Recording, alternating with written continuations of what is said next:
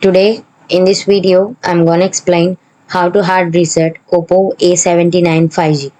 Hold the power and volume up keys simultaneously until the power off screen appears.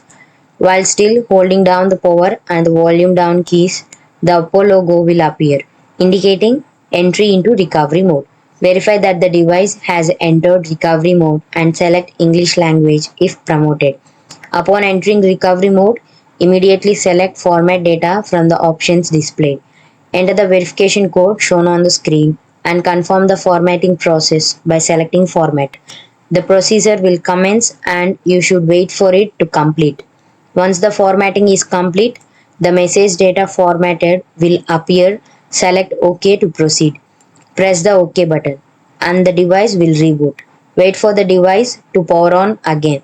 After the reset is complete, your phone will be restored to its original factory settings. Follow the on-screen instructions to set up your device according to your preferences. If this video helped you out, please leave a like and comment down below. If this worked for you, thanks for watching.